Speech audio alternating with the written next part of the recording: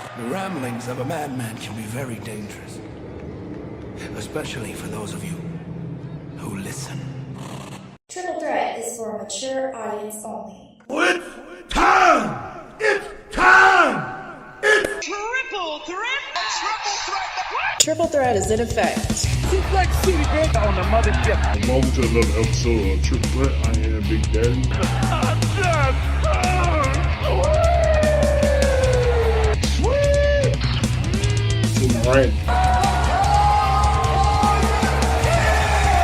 I mean, Jesus, it's like if they changed the covering of the ding dong to like vanilla.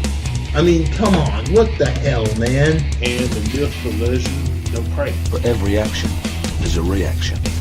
And a Piker reaction is quite a fucking thing. What could you say about T3 that hasn't already been said about Marty Jannetty? My shoes cost more than your house. Triple Threat is in effect.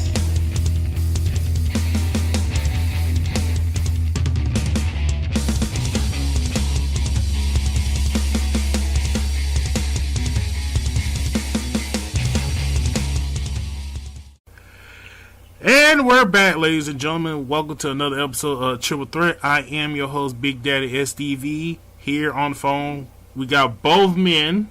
Finally, No, we got. your name sounds like a disease. You know that? Oh, fuck you, I've been man. meaning to tell you that for years. You got a case of STD. Oh, Oh boy. with all due respect, of course. I'm joking, folks. It's not a real disease. Good night, folks. Good night. Go ahead, go ahead. We got the California Kid and the Pike.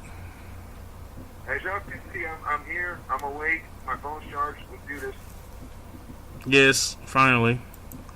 Alright, guys, we got a lot to talk about on this week's episode. First off, let's get into this Leo Rush backstage heat. Apparently, Leo Rush has upset a lot of people. Boy, we put him more over than WWE has. He's our first topic.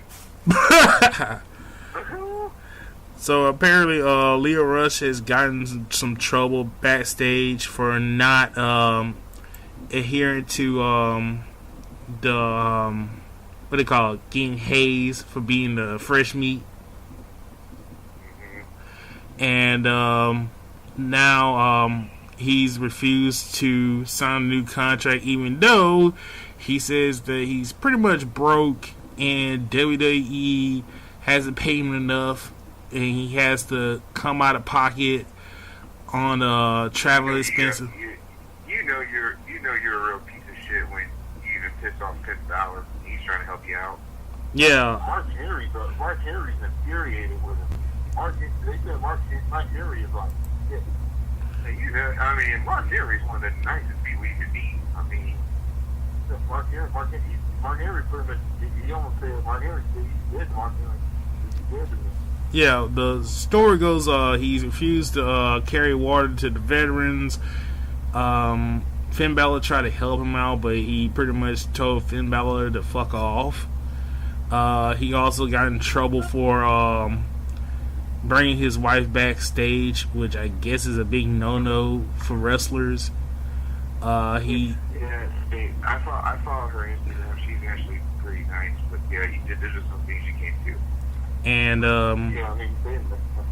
apparently he got somebody in trouble who tried to help him. He ran the management and got them in trouble for trying to help him out, saying that he's not their boss.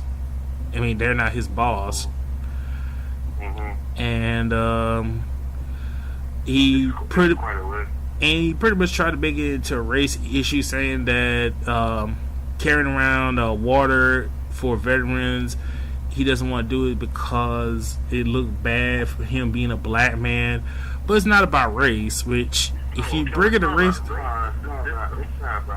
That's tradition. You know, that's how you keep it. Look, everybody has to go through that. Like, that's like, I mean, dude, that's crazy. Like, does he know, I mean, I wonder, does he really know what he is? Do you know who you are? Yeah, I mean, look, this is how I feel about it. As long as the hazing doesn't have anything to do with your health or hurt you in any way physically, just do it. I had to go through a bunch of hazing when I was in college, because when we had freshman orientation, I had to run around with a stupid beanie on my motherfucking head. And because it was tradition, so I had to wear it all through college. You know, they have the traditions. And yes, some of them are stupid, but you just deal with it and move on. As long as it doesn't affect you to the point where it kills you or hinders your health, you'll just man up and do it. And That's just the business, man. And like someone said, I'd rather get somebody water than having to put up a ring. But hell, that's just me. They actually get water for boys.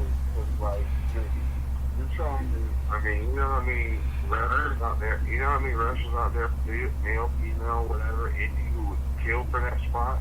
That's what I'm saying. There are a lot of people on live TV every week. Shoot, there are a lot of people I've met in the indie. You guys gotta, I mean, I don't know what premonition Leo is under, but I just don't know if he realizes where he is. And plus, you know, I should have known something like this was going to escalate again when he had that foot in the mouth moment with Emma. Oh yeah, when he said that, yeah, that was like no one was really ready for Oscar shit. And he did all that shit. I didn't really, he's such a great athlete, but you know what it is? It's the Dolph Ziggler syndrome, where where some people just need to learn how to shut the fuck up. Yeah, it's kind of like playing a game for a while, and he's already screwed up. Gotta play, man. Like, there are a lot of hopes out there that really want your spot, and you just gotta play the game, man. Like, like this is you're in the most elite place in the entire industry. And also,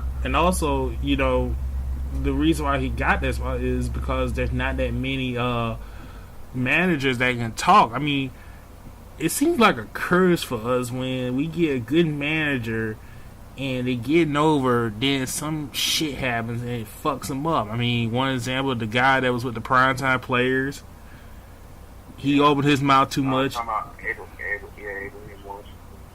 Well, look, I just want to make the point that nobody, you can't pull the race card in this case. I think that there were times when you could pull the race card, but from a business standpoint and from a talent standpoint, there were a lot of black wrestlers who weren't given opportunities for certain reasons.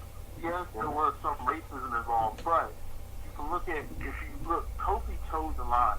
Okay, Kofi of all people toed the line. And look at what he's at. He toed the line. Just like the Miz, just like all the other guys, they toed the line. I mean, hell, Miz had it more worse. Miz had it more worse. The dude had to go and change out in the outside of the locker room because he put chicken crumbs into somebody's bag. Oh man, look at it. I mean, that's the example of guys who had to buy their time, whether they screwed up or not. They buy their time, owned up to it. You look at guys like Kofi and Miz and like Zack Ryder, all these guys had to eat shit, but they took it, and now look at them, they're doing much better. Leo just has to work. He has the worst patience. That's his problem. Yeah. It takes patience, man. Do you know, nobody heard the story. The reason Mark Henry came to us, Mark Henry had these songs. Vince rode Mark Henry personally. Like, it wasn't the boys on Mark Henry. Vince rode Mark Henry personally. I mean, look at the greatest example. Look at Triple H. The whole thing after the curtain. Remember that? Yeah. Oh, yeah, they broke the board. And then after the fact he was dating Stephanie, he had to eat so much shit, Yeah, and plus, look at all the stories of worse haze. I mean, Chris Benoit, Randy Orton shitting in other people's bags and stuff like that. Oh man, the worst, making fights and King Kong. The worst is X-Pac, man. When people used to come in there and be out of line, X-Pac was the guy who probably go crap in his bag. Yeah, him, Randy, and then the thing with Sonny in the slop bucket and Sky Hall. I mean, there's a lot of things more worse than getting somebody water and having to put up a ring. You get out there, they want to, what I'm saying, he's so talented. Hey, I would, like he said, SUV, I would rather do that than pick up a ring, like fix a ring up. I have no problem getting somebody water. Yeah, because, I mean, for people, maybe you're reminding me I need to drink water my own damn self. You're not bullying me. You're telling me to be healthy. But I'm telling you, you're making me exercise, going back and forth, get the water. I'm staying on my feet, And then it's like that's pretty bad when it constitutes your spot with Bobby Lashley of all people. Yeah, like I said, there's not that many managers out there that can talk it. WWE needs more managers, and for him to screw it up and then asking for more money, even though you haven't done anything. He's like talking shit like he's got offers, and he's got offers for a reality show and shit. Here's the thing, you fucking lying sack of shit. There are people, look, I realize you get time on the road, sure. There are a lot of guys who get time on the road. There are a lot of guys who wrestle all over the world nowadays. That's become the thing now. And, going into the WWE with the mindset that you're going to control your own destiny, that's like, okay, they tell you to get water for the boys. Okay, for those of us who have, and that's most used, that's like me, SBD that put up a brief. Because we get a backyard stuff. We put up wrestling rings before. I put up wrestling rings in indie shows before. That's not fun. That's not a fun topic. That's like frustrating. Yeah. A lot of lifting. Yeah, we well, a lot of you guys that did it, but not me. I'm here. Water. We're telling people to you're trying to get some water. Like, especially when, like, here's the thing. Getting water is better than lifting those beams, man. Having to, like, hook those beams in that ring, man. It's like, it takes, like, 3 or 4 or 6 people sometimes to put together a certain size ring. Just like, come on, man. They're telling you to bring the boys water. It'll help you ingratiate yourself with the rest of the locker room, man. Yeah. Yeah. What do you think? You think they're going to fire him? I don't know.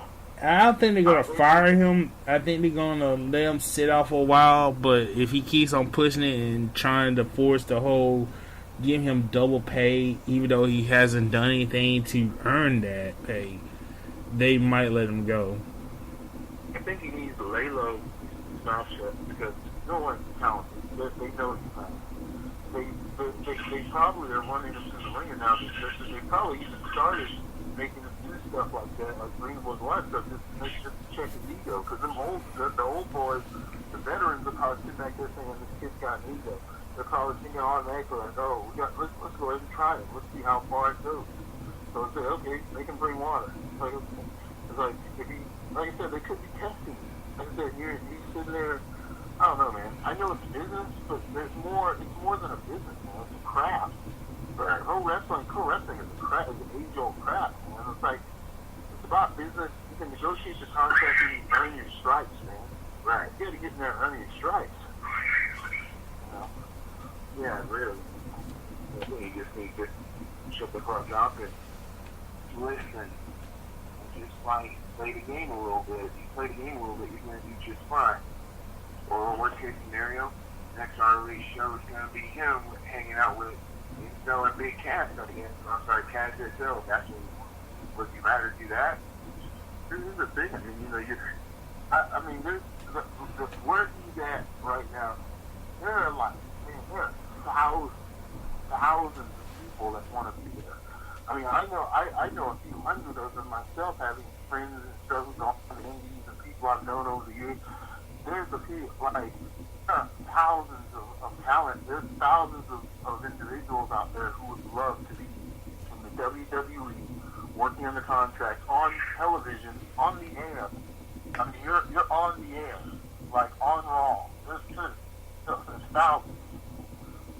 There's thousands that really want that spot, that wouldn't mind taking waters to the boys, Yeah. I mean, hell, you heard the story about what's his name? Aleister Black. The dude was backstage cleaning up after wrestlers to the point where Roman Reigns pretty much told him not to do it anymore. That he doesn't have to do that anymore. Right. You know, it's like that's tradition. You know. Yeah. When Roman Reigns, people tell you that means you've done your Christ and you're good to go. Yeah. The king was one when you're in that field, sometimes you gotta eat it. Yeah, it's just like I said, as long as it doesn't go to the point where it physically harms you and causes you injuries and kills you. As long as it's not some humorous shit at developmental, you know, nothing too degrading or humiliating, you know. Chris Benoit shit. But you know, Leo Rush should be glad that he's coming up now than 10, 20 years ago. Because there was a time back in the days where Seth Rollins was starting to be a prick about shit, and he was getting into it, and he had to get a reality check and now look at him. So there is that possibility he can learn from this and do better and clean himself up. Then again, it could go the other way. It's bad. We'll just see how it goes. I hope he stays. I hope he wisens up because he is an amazing talent. Yeah, I enjoy watching him. I probably would have kept him in 205 Live, but, you know. It may have been a good idea to keep him there, but, you know. But hopefully hopefully he'll learn from this. Yeah. Alright, guys, on to the next topic. Raw and SmackDown have been declining in ratings ever since WrestleMania. This week alone, they hit another record low, and Vince tried to excuse it with a bunch of the talent not being there, which is complete bullshit. I mean, it's just sad because you look at you got Becky Lynch, who's pretty much over, but now, and like we said before, they're giving us Lacey Evans and Charlotte again. But, you know, you got other people on that roster who could actually give Becky a good match. Just this week, they finally told everybody where Nikki Cox, not Nikki Cox, is it Nikki Cox or Who are you talking about? Nikki Nikki Cross, sorry, my bad. They finally said that she's on Raw. I'm sorry, I'm thinking about that chick from Happily Ever After. They said they might go ahead and change her character a bit. Oh, God. Yeah, they said after her next show, she was the main event and lost, so I think Peyton Royce said that, you know, she might have to not get in the dark all the time or some shit. Wait a minute, she lost to Peyton Royce? Yeah. God damn it, man. Now that her since she arrived on television, I just thought it was a bad choice to bring her on to television so soon, bring her out of NXT. She's one of those people, she's one of those women that they brought up too quickly. I didn't think she had a long enough run in NXT for her own good. And we also... I think the mistake was it's not keeping Sanity together all along. That was a huge mistake. I didn't understand why they didn't do that. I knew that was going to be a bad idea. Yeah. Terrible idea. And now, thanks to Vince making up this stupid rule to combat why people were complaining that, well, somebody's assigned to SmackDown, why they showing up on Raw, and why is Raw people showing up on SmackDown, they implemented this wild card where supposedly 3, because last time I checked on Raw, there was more than 3 people from SmackDown. To be fair, this is under duress. I mean, I think the network, I read something in, I don't know, but they were saying that the network is pressured to make this decision because their new deal, aren't they going to Fox? They're going to Fox in October. Yeah, there was something Yeah, they were saying that USA was upset that they lost Roman Reigns to SmackDown, and they were kind of pissed about it. So that's why that whole bullshit thing on Twitter with Roman Reigns saying that he was going to Raw, but then they took it back and said that he wasn't going to show up on Raw, but then he did show up on Raw. I think that was the whole reason why, because USA was kind of upset realizing that Roman was going to be on SmackDown for Fox, and to them they got nobody to take Roman's place, which is kind of bullshit since they got AJ. But it's also the fact that I think you want to talk about.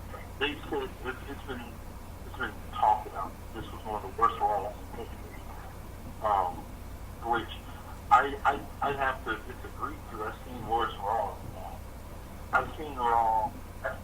They always overhype that, saying it's the worst Raw. No, they've been doing that a lot lately. There's been way worse Raws. Yeah, it's been way worse Raws, but I never believe that shit when they say recently about it's the worst Raw. Like, no, it isn't. Raw, oh my god. But are you fucking kidding me? Like, that's the worst Raw? No, never. No, that's not the worst Raw ever. I mean, now, if you're talking about ratings, yeah, but in terms of the product, no. That was actually watchable Raw. It wasn't the worst Raw. I mean, I get where USA is coming from about the policy now. Now that the same Fox is starting to get worried. Like now, like they need to fix this shit before they bring them over there. But yeah, there's this pressure. But Fox should have known this going in. I mean, they wanted a 3.0 rating. They haven't done a 3.0 rating in a long time. I mean, everybody keeps saying about they're gonna bring back. I'm just happy they didn't go the cheap way out on it because it's because of the playoffs and shit like that. Well, they have been saying that, but I mean, it's just stupid crap like this. I mean, what did you expect? We keep getting shoved. I'm waiting for them to start officially saying it's because of love and hip hop. That's why. Oh God! Like people, they haven't said that yet. They just said playoffs. So I'm waiting for them to say it's because of love and hip hop. They rather watch love and hip hop. If here's your point on Monday Night Raw, the thing is, Monday Night Raw has never been overconfident. Since this new era of SmackDown hit, Monday Night Raw has been sinking anyway. Monday Night Raw has been losing interest. And the only reason anybody was tuning into Monday Night Raw to begin with was not only you have to be a network expert already, understand that the reason why people watching that Raw, they were either watching for Ronda Rousey, they were either watching for Seth, they were watching, nobody was interested in all that other crap that came along with it. Nobody was interested in that crap. And, some people watch for the revival.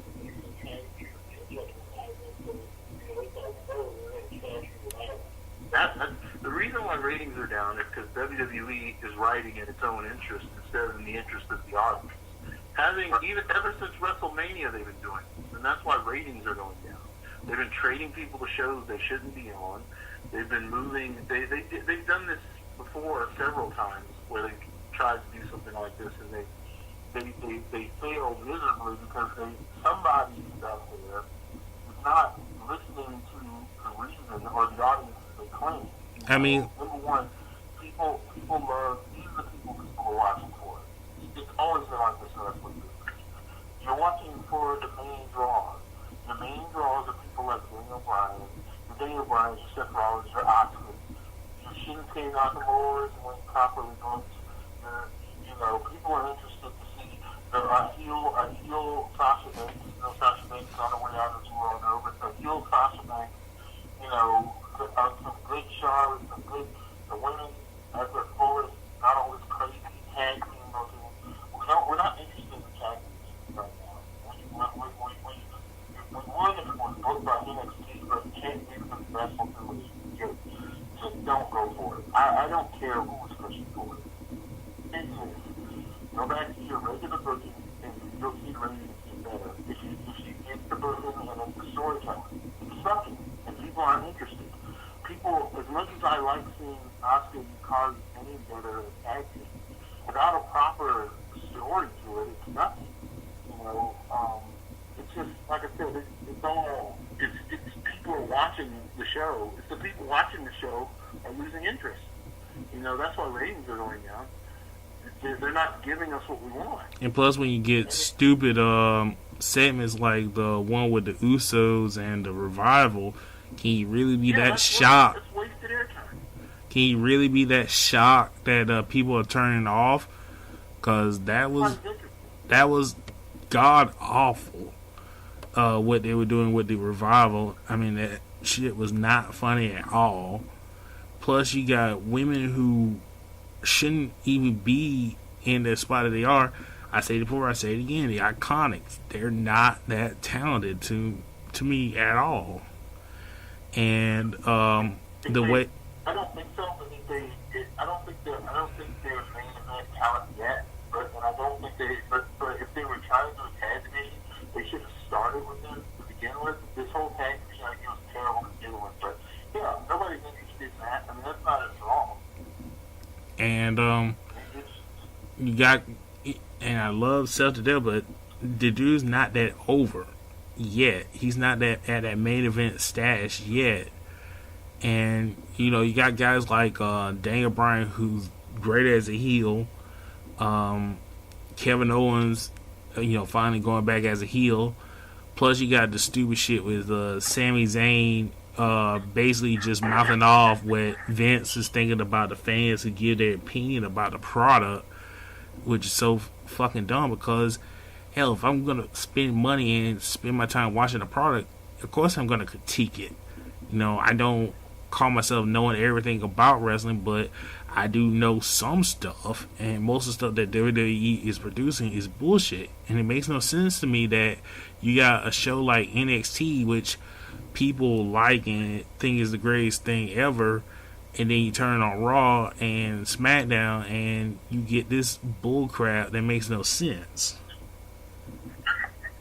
We talk about, I think this is a good study in where the customer is with this, right?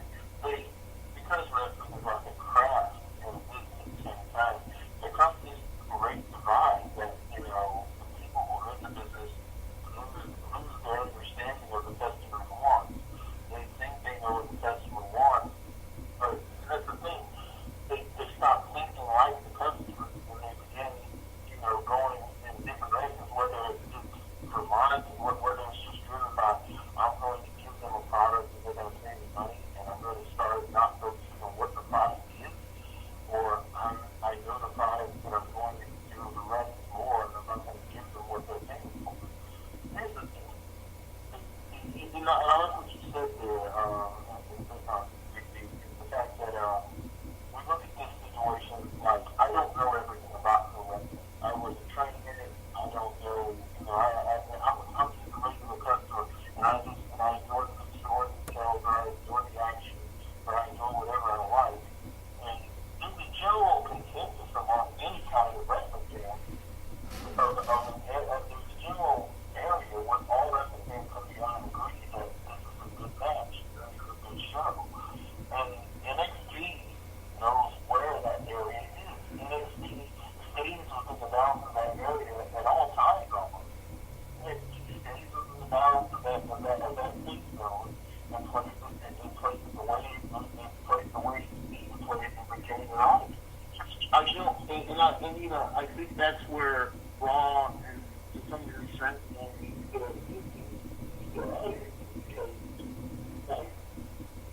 when you have these writing teams that are not motivated to stay within the bounds of what your audience wants, what you, the customer, want, then they start trying to sell you something you really don't want. And because they're the biggest business in town, you're going to try to scrape as much as you want out of that piece of crap. But I mean, it's still a piece of crap. That's the problem, I think. I think it's just I think there's a huge disconnect with the main WWE product and the audience, and their core audience, I should say. The core audience is not getting what it's paying for. That's the problem. That's how ratings are going up. The core audience is starting to drag some of the stands out. Because they're starting, when it gets so bad that the stands audience starts to go, okay, I'm not interested in the booking is bad. And when the booking is bad, when people start showing up. Yeah. The booking is there. Well, I mean, go ahead, Pike. Well, it's just that, and the funny thing is, I'm interested to see how the rating's going to be this week, considering they're in London, and it's going to be taped. So, most people, a good percent of people are going to be reading the spoilers already. Yeah. So, I'm interested to see how low the number's going to be this week. It's going to be very low. Put a raw on SmackDown what kind of plot we're going to be next week. Yeah. This week, I mean, and, let's just, they got to go back to the drum report, because this is, no matter how many wild cards he does, this is really bad. Did you see how incoherent he sounded talking about that shit? Yeah. It's like the only time Vince talks normal is when it's about XFL. Yeah. He's like mumbling, you trying to figure out what the hell is he trying to say, and trying to make it sound like it was his idea when they've been doing this for months. Just now it's a horrible title, mind you. When I hear the word wild card, all it does is make me think about AEW and Double or Nothing. That's what I think.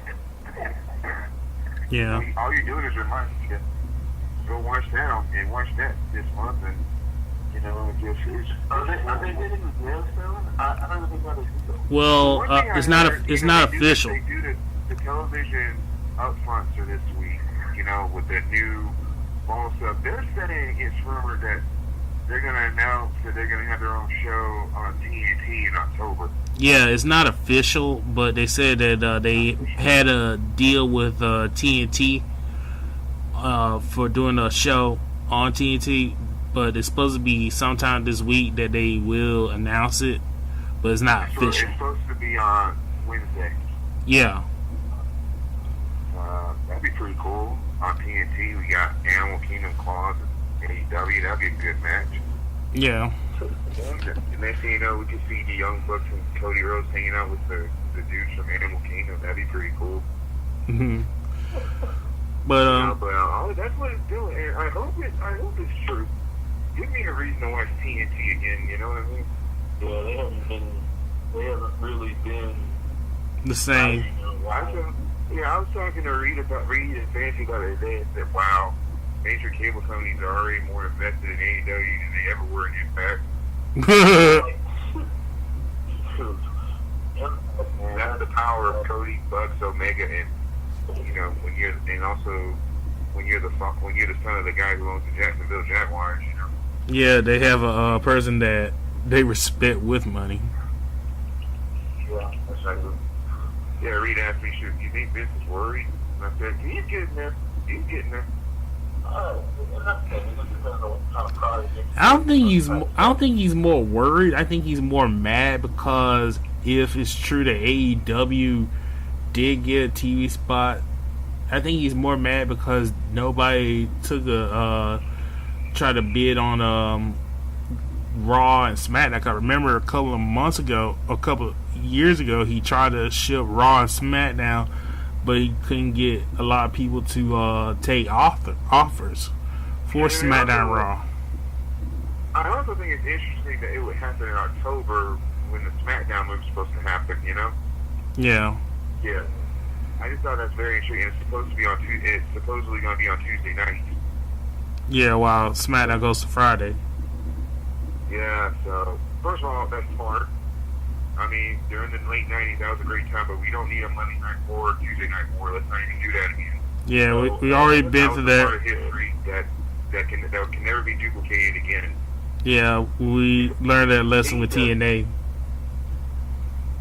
Yeah, if AEW can successfully sell the kind of product that I hope they're going more for a sports field. I think they'll have their own niche in the market. I think they'll be able to stick. The fact that you got Jerry Lynn as a coach. That's a huge win for them. That is fucking huge. Yeah, too bad. California Kids Board RDV went back to Impact Wrestling. Really? Yeah, he went. You didn't know that? Yeah, he went back to Impact. Let's go back for the money. I don't know. They had the money in hand. I'll be honest. it's been a minute since the closest thing I watched Impact is clips on YouTube. I'll be real. Me too. I haven't watched. And mostly that time I'm just watching, Jordan Grace matches. I'll be real. Well, the only thing. Or Tessa Blanchard, Well, the only. I lost interest when I saw the Anthem title. I got done with it. I just couldn't stand it anymore. But I mean, every once in a while, there's Impact that I caught from time to time, but I don't follow it. Well, I mean, I did see, I saw because I do like, I do like Brian Cage. I was happy he won it, and then you hurt his back. So I saw that move. That was kind of sick. That was kind of sick. I saw that move. The Spanish fly from the ramp to the floor. Yeah. That was kind of sick, though. Yeah. Oh, I did like the Tessa Gale match. That was really good. Yeah, but the only thing that got me interested in Impact a little is Tessa Blanchard, Scarlett Bordeaux, Rosemary coming back, and Johnny and Ty Valkyrie. Yeah. Which kind of shakes my head because I like Blanchard. I like really. I mean, no matter you could put Tessa Blanchard anywhere, she'd be the best female wrestler there. That's what I was trying to say. I was trying to say, like, why in the blue hell WWE gave up on her or let her go? They really could have had something with her. Yeah, she did get better. I mean, she is talented beyond her age, Yeah, they did. She was real. I mean, I remember during the tournament, during the women's tournament, the Mae Young Classic days, she was still really well known wizard. But right, I know it's like, do you know how easily she could have been Becky Lynch? A better Becky Lynch. Saying the man shit, Nah. Can you believe it? I think Tessa's doing it better without saying that she's the man. No disrespect to Becky Lynch. I bet she could have made it work. I'm not saying that she can't make it work. I'm just saying that she does it better without saying that she's the man. Yeah. But Impact still needs. I'm arguing this, y'all. Y'all don't even watch the show. You don't either. I watch clips. That's close enough. No, it's not.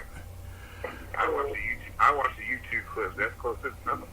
That's how everybody else is watching it. Well, that'll go to Twitch. That'll go to Twitch. Yeah, the damn sure. Does anybody even have a Twitch account? I do. God damn it, man. Do you ever watch my Facebook account? I mean, I skim through it. I'll be honest. God damn it. I'm joking. I do. You the only thing I watch on that. Yes, I have a Twitch account. But what you talking about? I'm the only one who comments on it. I know you do, but you watch it. Thank you for not commenting on it. Well, thank you for commenting on it. But the thing, for a kid, how come you don't comment on it? I watch it. I listen to it. You sound like a lost little puppy. I watch it. But we're sorry, audience. We didn't mean to drift you off. When were we talking about Rage? Well, we were talking about Impact.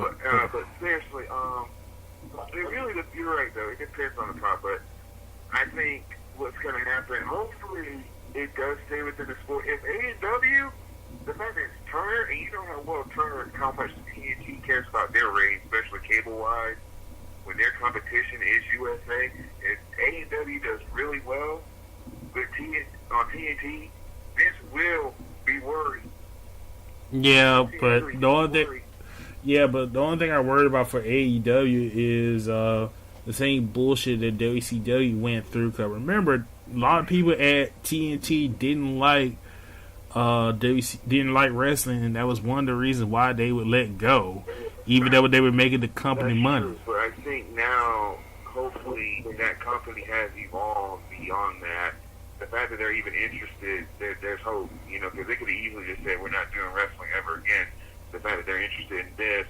I think they're doing it because they're desperate. How great business people Cody and the Bucks and them are, And plus, I think the reason why they're doing it is mostly because they're desperate. Because even though they turn themselves into the drama network, I don't think it's giving them a lot of ratings now like it was back then. Because pretty soon people get tired of seeing Charmed, Angel, and bunch of rehashes of shows they've seen over and over again.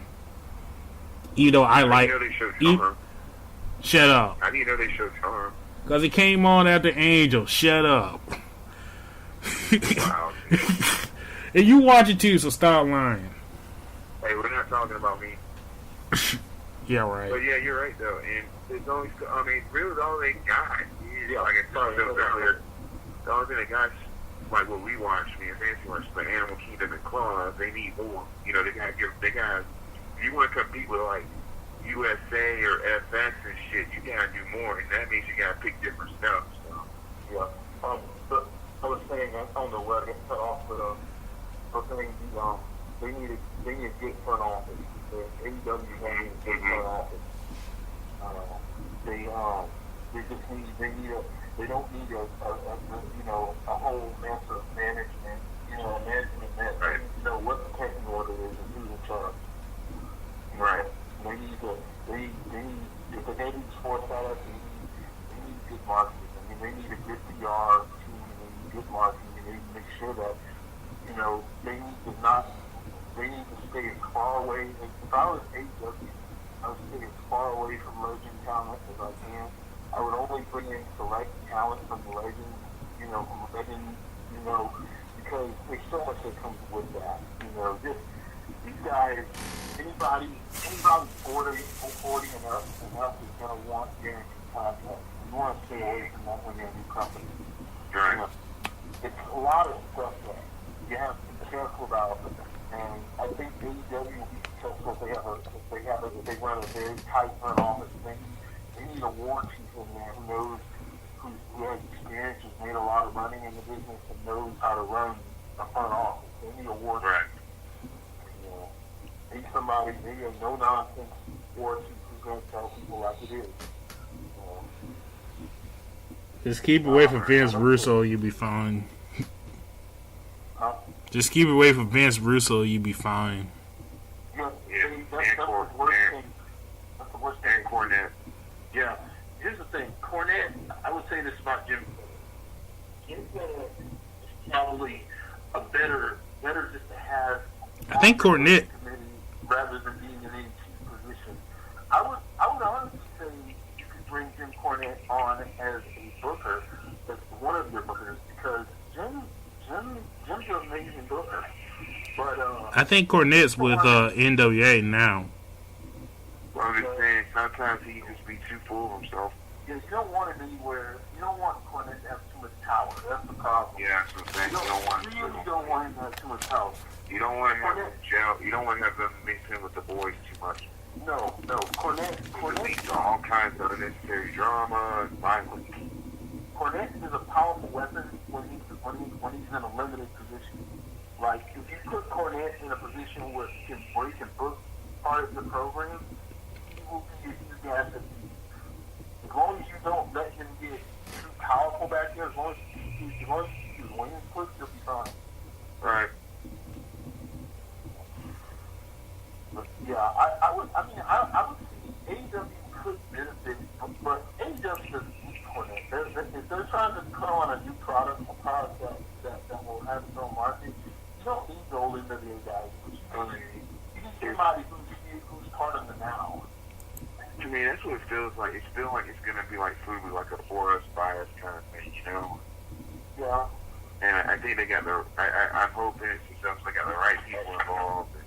I'm not saying it's going to be, it might not even be a success right away, but it's going to have a following, They'll have a following. I mean, just don't end up making a Raid or Rumble type movie. Just don't do it. Don't do that, and don't hire Vince Russo, and do not try to recreate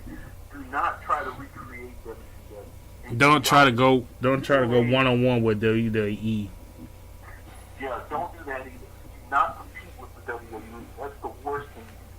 Let them sink their own ship. they're gonna rise back up. That just never sinks. But let them be their own disaster. But don't.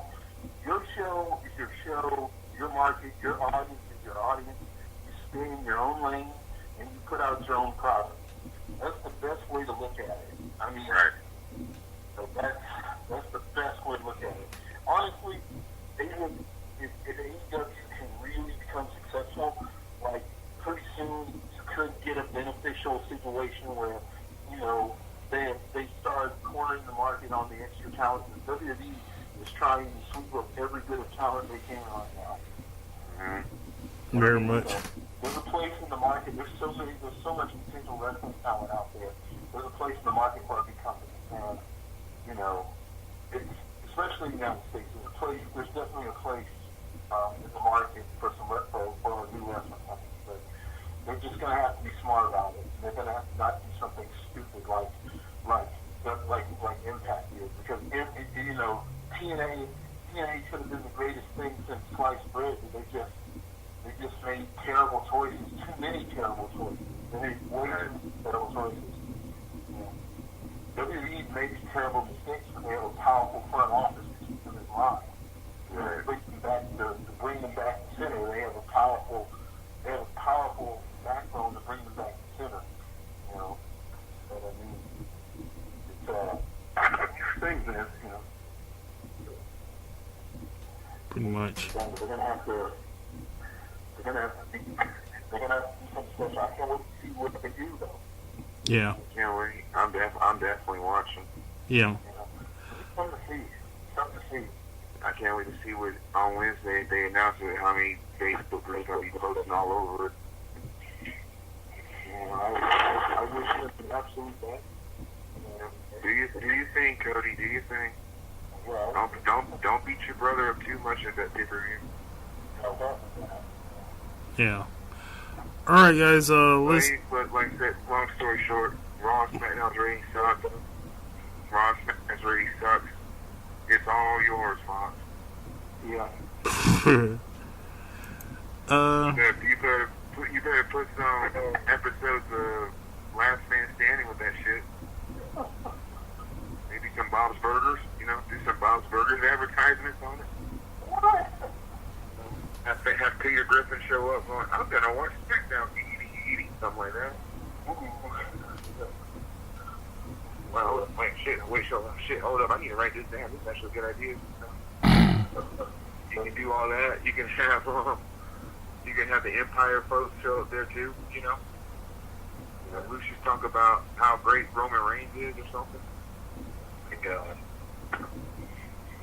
And I don't work in marketing. I don't know how it works. I'm just saying that might be have our truth show up on Empire. You know? Wow, that'd be hard, man. But yeah, we're about to move on. Let's get to Money Bank predictions. Money Bank will be next Sunday on the same night as the final Game of Thrones episode. How stupid can they be? Well, that's Vince Ain't for you. nobody watching this pay-per-view, man. No, I'm fucking watching. I'll be honest, I'm a wrestling fan, but next Sunday I'm fucking watching Game of Thrones. You know what I mean? Yeah. Yeah. So let's get down to the matches. First up, the Universal Championship: Seth Rollins versus AJ Styles. They keep it on. This really should be a WrestleMania match. It should be WrestleMania match. I think it has a chance to be match of the night. Really, a lot of these matches have match of the night possibilities, but and now AJ's on Raw, but this is the kind of feud I could see going further. So I don't think they're gonna take it off Seth just yet. So I'm gonna say Seth. It's Seth, and I get the feeling they're gonna change. They're gonna turn AJ heel. Since then they're not gonna turn Styles. They're gonna turn AJ heel, but if I mean AJ Rollins. didn't win, they would probably play off the story that AJ broke Seth in. So they may do that.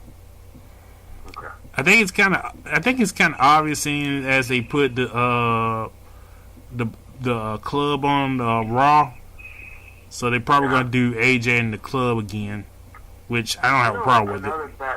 Another factor was gonna be another factor, and is how they're gonna do the card. Yeah, it'll be interesting how they're gonna do the card for this, but I think they're gonna try again. I agree with y'all. He's gonna turn heel and bang out the club, and then it's gonna be beat up Seth Rollins probably. Yeah. Which I mean, look, this would have worked. They missed. Honestly, this could work, but I think it's a little late because they had the opportunity to do the club storyline with AJ and Seth, and everybody, and then they had the opportunity to do that storyline while they had the entire cast available, which they still do to a degree, but back then, Kenny had just gone free agent, and they had an opportunity to bring Kenny in, but they blew it. They recently had the opportunity to bring Kenny in, and they blew it again. So I don't know, man. I hope this works. I hope they can run for a while, but they give them an opportunity, but I don't know, man. I hope they do this right. I hope this is written right. Yeah. I hope they write this correctly. Yeah. On to the next match. The WWE Championship, Kofi Kingston versus Kevin Owens. Ain't no way they're taking this belt off Kofi right now, because if he loses, he ain't never winning it back. No damn way that Kofi's winning this. He's too hot right now. He's hot stuff. He's supposed to be beating Hope. He's hot stuff. They ain't gonna put it on Kevin Owens. This was coming when Kevin Owens joined New Day. He was gonna set them up in a heartbeat. But it was so. I think it was well written in terms of like just keeping beating the dead horse that you never trust Kevin Owens. I think it just adds to the great collection of backstabbing that Kevin Owens has done. That was a good one. That was funny because he really did that jump with enthusiasm. That was hilarious. Like play the New Day number, he did that with enthusiasm. Right, yeah. That was hilarious. Yeah, but we pretty much knew he was gonna turn on him. I mean, it's brilliant, He's one of the best backstabbers I've ever seen. Yeah. He really makes you believe he wants to be a good guy, and then only that's a good villain that'll make that can honestly make you think he wants to turn good. Just bad in the back. Exactly. Yeah. It's gonna be Kofi. Kevin's not gonna get the title. They're gonna keep it on Kofi for a little while longer. Which I kind of feel bad for Owens because they brought him back. They claimed they had something for him, and he's been, jobbed out to Daniel Bryan, and he's gonna be jobbed out to Kofi. But I think I don't know. Next thing you know, they pull another. If he doesn't win the belt from Kofi, it'll be the cut of Sami Zayn. Well, it will be. The only way I can see them giving it to Owens is they want Owens to job to Goldberg again. That's probably what will happen. That's what will happen. That's the only way I would see them put the title on him. That's the possibility. I hope not. But I mean, I don't either. But it's WWE. Yeah, that's the thing. On to the next match, the Raw Women's Championship, Becky Lynch versus Lacey Evans. God, I want to say ball again for this one. This is another tricky thing about this period. The fact that she's got two matches, for both belts. Well, let's talk about this. We're going to add this. It really, right quick, it just seems they're really high on Lacey. They're giving her all this pull and all this time, but if she's losing to anyone that night on that belt, it ain't Lacey. So I'm gonna get out of the way. I'm gonna say Becky. She's gonna at least keep one of those belts. Well, let's do it this. What is there to say? Becky's already a questionable champion in my mind. Well, let's do. She loses to Lacey. You say questionable? She's questionable. Her credibility is questionable because she hasn't beaten any of the other women in straight ups. She's only been that triple threat was not a proof of championship, like for the character. Like now, if she loses against Lacey, that's a huge downer. That's a huge blow to the writing, because you're writing her as Becky Two belts and she can't beat Lacey Evans. It's like, what? Well, I don't care what you write for Lacey. I don't care how clever Lacey is. If Becky can't beat Lacey Evans for any reason, it's going to be a terrible downer on the story. It's going to blow the story. It's going to suck. well, It's not going to well. I mean, yeah, it's like, it would make sense, but like I said, I wouldn't hold it past to do some shit like that, though. Here's the thing. It makes sense that, okay, it makes sense that you're high on Becky, you're pushing Becky, and Becky's going to ultimately win everything, but you job Becky out at Royal Rumble for Asuka. That makes sense because it's Asuka, okay? I understand why you make your top draw lose a match that's important before the title. I understand that. She still got no real. I get that, okay? But Lacey Evans hasn't done anything. Like, Of course. wow, that's not how you surprise me, WWE. That's how you like disappoint me tremendously. Yeah. That's how you confuse me, rather. I think that's what we all been saying, that Lacey Evans, you can't understand why they pushing her, because they haven't done anything with her. The only time she done something was at the Royal Rumble, and after that they just had her walking up and down the ramp like a fucking runway model. I've seen Lacey Evans wrestle. It would be different. It would be different if I've never seen Lacey Evans wrestle before, and she beats Becky, and she does it impressively. If she beats Lacey impressively, and I've never seen her wrestle before, I could see Becky losing to Lacey, somebody who's never seen before, because we didn't know what she was capable of. But seeing Lacey Evans time and time again wrestle, she's just moderately decent. We know what moves she has. We know all that. Okay, we know what Becky can do. We know she can't be Becky Lynch. You had a WWE's written nothing that's given us no build up to any credible loss from Becky. There's no way that she's gonna win this match. And plus, she reminds me too. And plus, she reminds me too much of a fake ass Whitley. Yeah. I would be stunned when she doesn't win this. I'll be like, okay, what the hell are you doing? What the hell are you writing? It's like that would be it's like my mouth will drop if she gets that belt. No offense to her, but I mean, there would be a huge wow. I wouldn't be like, wow. I'd be like, what the? I'm gonna be wow. I'm gonna be like, wow. Yeah, but I think Becky's gonna win this one. Let's go on to the next one. The SmackDown Women's Championship Part 2: Becky Lynch versus Charlotte Flair. God knows how many times that happened. I had a group. I know I said if she's gonna win any belt, it's gonna be Raw. But then I'm wondering, like, am I really saying Charlotte's gonna will just be her 9th reign? Am I really ready to say that? 9th or 10th.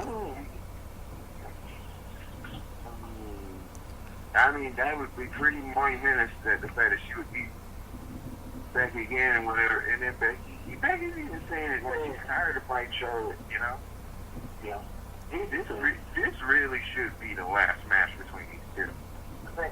I think for a long time they should face each other again after this, because here's the thing. The only reason you would have Becky fight Charlotte now is if Becky was going to credibly straight up because I follow you closely since here's the thing. The win and loss ratio is so huge between Becky and Charlotte. Becky has only beaten Charlotte a handful of times. If she does it this time, it would definitely be a huge need for her credibility. What she needs for her credibility. I think Becky should win it, but honestly, if Charlotte wins it, it would make sense. But if Charlotte wins it, that match never needs to happen. Well, let me add this match to make my prediction. The women's Money in the Bank ladder match. Alexa Bliss, Naomi, and Natalya Dana Brooke, Bayley, Mandy Rose, Amber Moon, and Carmella. My guess is Charlotte's going to win the match, but as far as my prediction with the women's Money in the Bank, Bayley's going to get the briefcase, Bayley's going to cash it on Charlotte, and Bayley's going to get the title. It's either her or Amber. A lot of people have been saying that Bayley's going to. Either Amber Moon or Bayley going to do it. Cash in that night. I'm probably wrong. I mean, I'm thinking Charlotte. It depends on how the match order is going to go. She fights Lacey Evans first, and then fights Charlotte. Yeah, that's going to catch up on her. Then Charlotte's going to win. And you think they wouldn't do anything too crazy like giving to Mandy, would you? I wouldn't be surprised.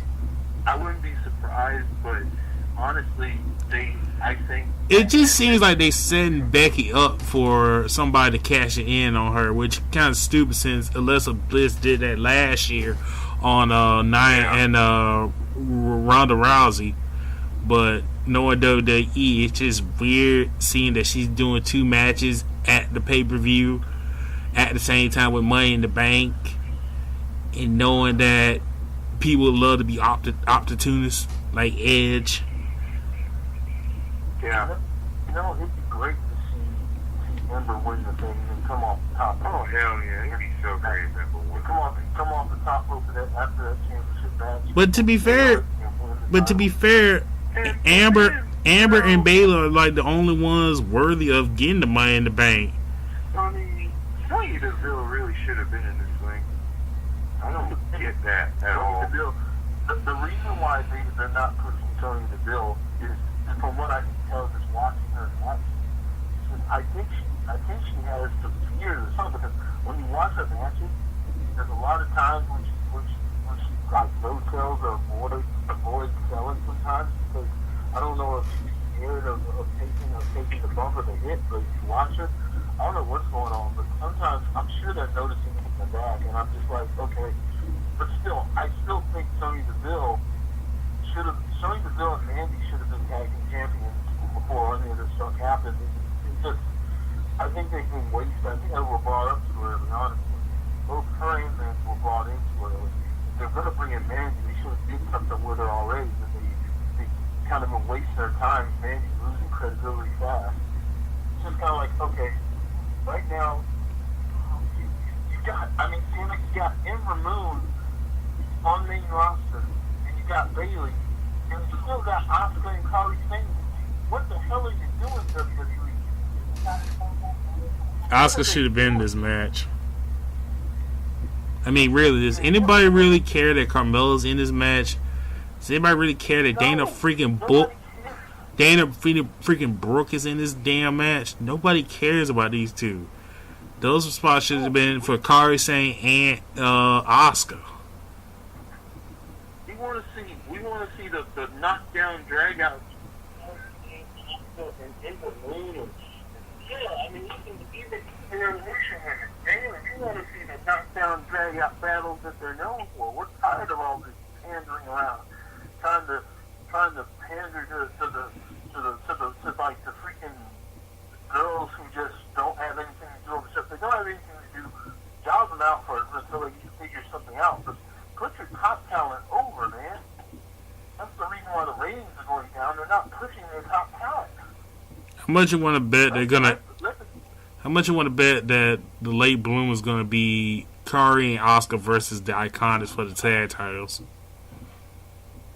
How much they're gonna what? I said, how much you want to bet the late bloomer is gonna be Asuka, Kairi Sane versus the Iconics for the women's tag titles? Oh, I guarantee it.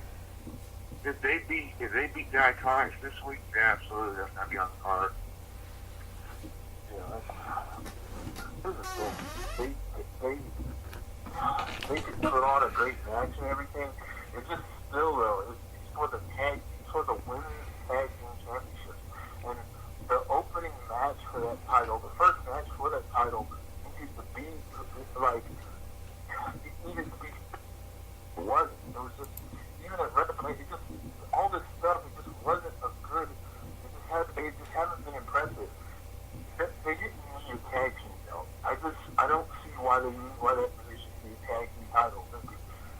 Because it's women, California kid. It's women. The women deserve to have tag titles. They've been crying for it. Somebody keeps saying that they needed it. They had signs. Didn't you see the signs? I guess it's better than robbing them all in these multi-women matches that they've been doing on pay-per-views over the years, like when they're doing 6 women tags or tornado tags, 8 women tag matches, like battle royals and stuff. I just got tired of that crap. I'm like, God, where are the one-on-one matches? I think I see. I mean, the tag titles do that for the division, but at the same time, it's like, man, just focus on the matches, man. Because focus on the singles, man. Because that run tournaments if you have to. That's how you give everybody something to do. I don't know. Nobody understands the concept of. Nobody in wrestling understands. It's like the concept in the whole world of pro wrestling and wrestling. Everybody's forgotten the concept of making every match count. Everybody's forgotten that. I mean, you used to be able to watch King of the Ring matches, and every match was hard fought. Like, nobody's half-assed. You can watch, other than that, you can watch just regular singles matches over a feud for no title, and they used to be entertaining. And, it's just like, man, I understand the 90s was the dead time, and man, when you watch 90s and 80s matches, even just regular singles matches were sometimes just great battles, because they didn't need a title. Every match counted because they were fighting for rank. Yeah. But what you guys prediction for the women's Money in the Bank? I already said it. What was it? I think, like I said, I think it's gonna be. I think Charlotte is probably gonna win the belt. Then Bayley.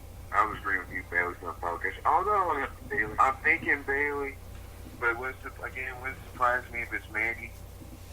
Original thing would be Ember Rose, but it's probably gonna be Bayley.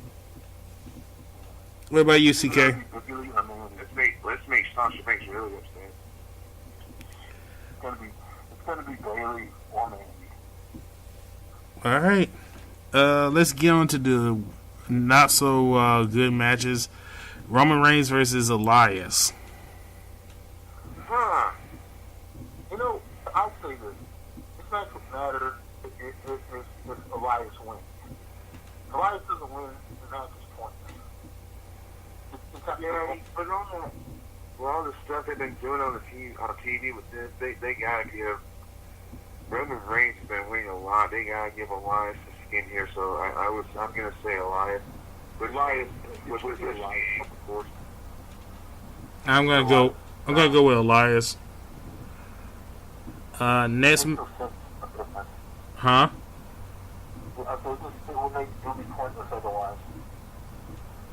Okay. They could have easily put this on SmackDown. I mean, this is a SmackDown match. It's honestly a SmackDown match. I mean, the guys with the PPV, they need to make it epic and incredible. This needs to be a come-up-ins match.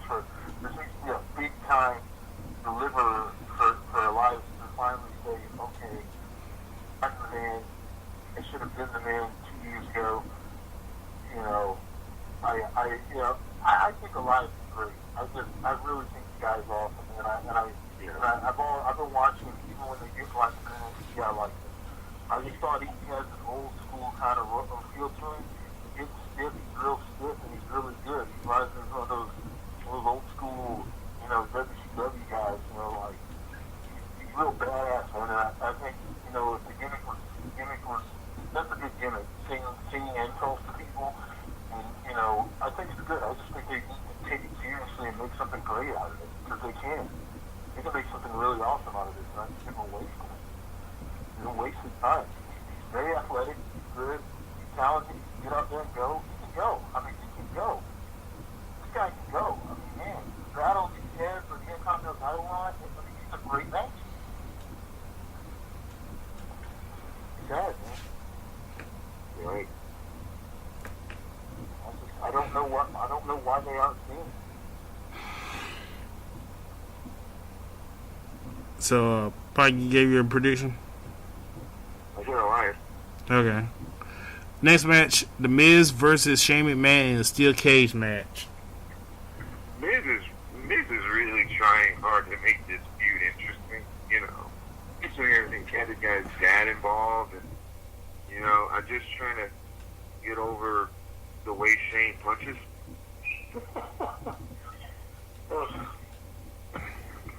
Pretty much.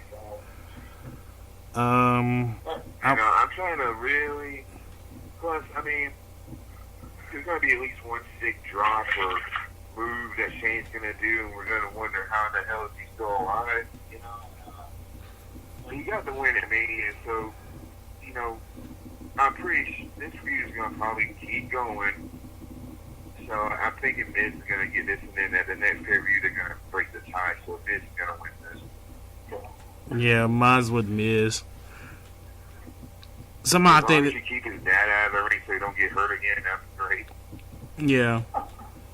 You know, and just save it all for a Miz and Miz episode. You know what I mean? But like I said, this feud really needs to stop. But if they're going to keep it going, give Miz the win here, then.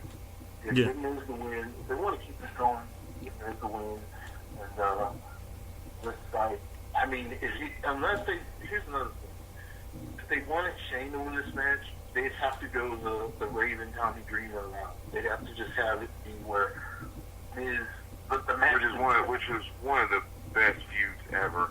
I mean, it could work if you could let them go that hard. I mean, which they can't at this point in their history. They can't do that. But honestly, this could be great because Shane, although Shane is not like Shane, though, in terms of that style that they did, when they had that first match when they went all over the place.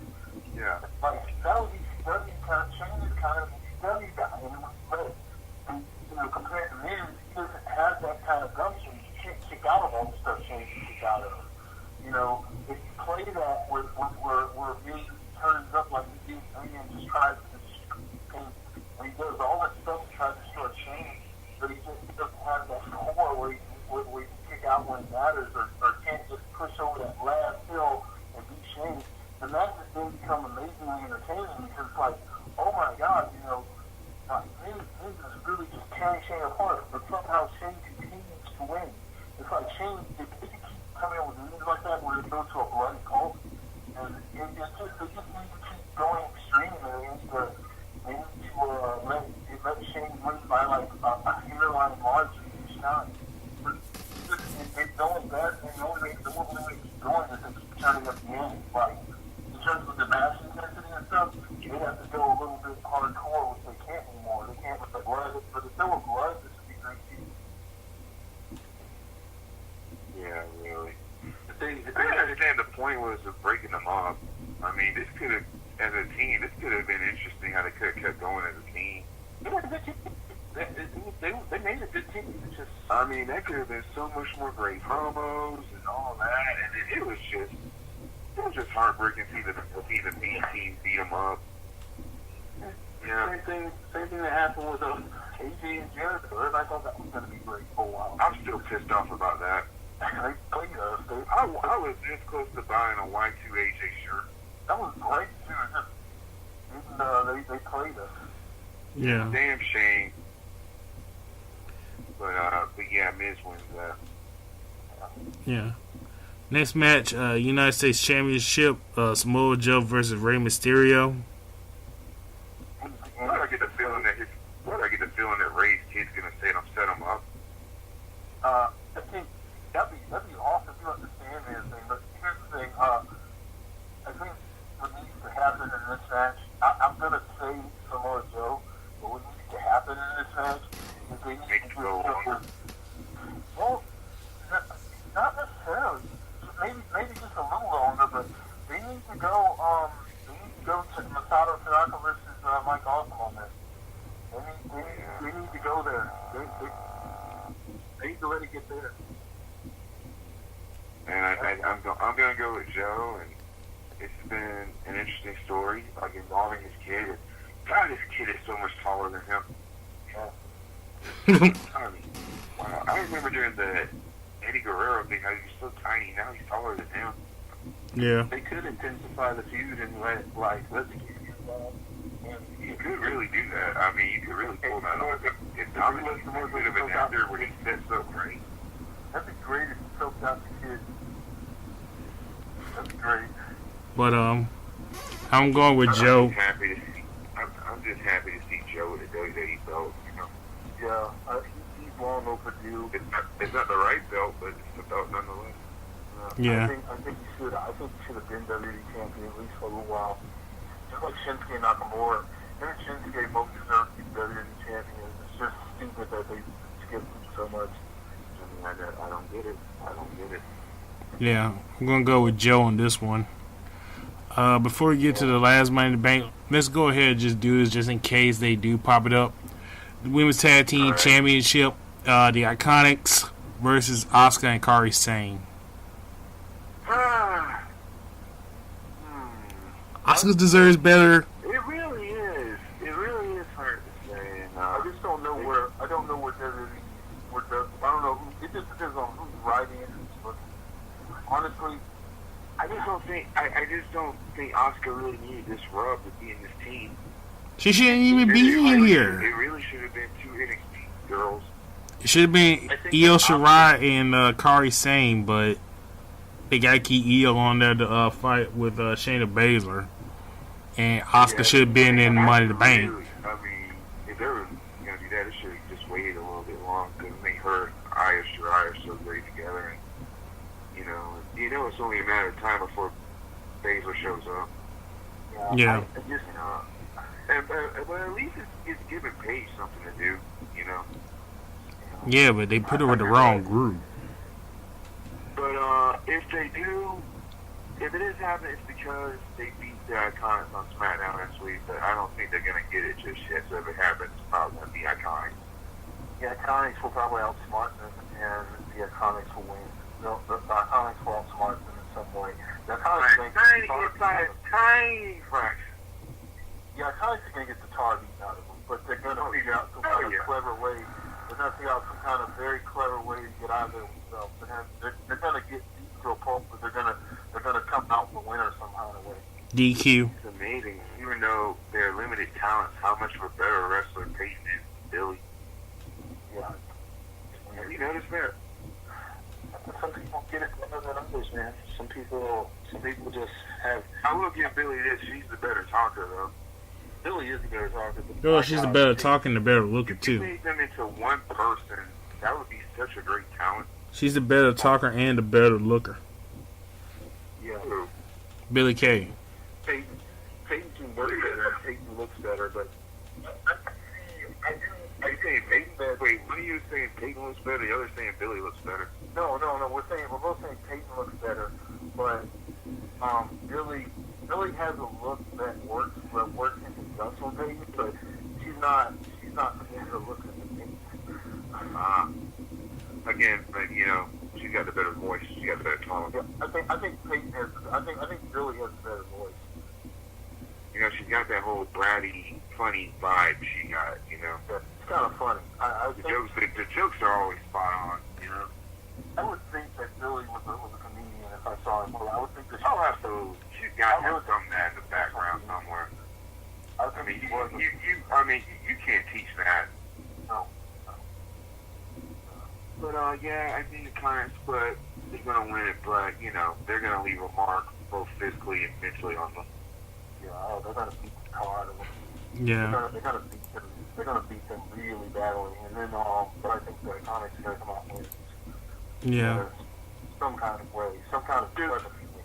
Not jumping from time to time, but does Tony Nese have a match? Who? Does who? Tony Nese, the cruiserweight champion. Does he have a match? We forgot he has the title. Oh man, we have such assholes. We forgot he won the cruiserweight belt. We forgot he won. We forgot. He doesn't have a match. He probably be on the pre-show though. Speaking of which, when the hell is Buddy Murphy going to show up already? I think he's crying over his broken up with Alexa Bliss. How much you want to bet she don't, I wouldn't be shocked. I'm sorry, buddy. He's a great talent, but that's tough. Then he got his butt whooped by Agatha Christie. He what? He got his butt whooped by Agatha Christie. On the down for the down belt. Yeah, he did. Surprised that Agatha Christie beat Mr. God, what's Sasha's husband's name on that show? Makazi. Yeah, but he changed his name to Doc on it, but yeah, Makazi. Oh, he changed his name. Did I forget? What did he change it to? Mr. Castle. There we go. Mr. Castle. Every time, it's just one of those things. I look at him and I look at Sasha, I'll be going, wow, man.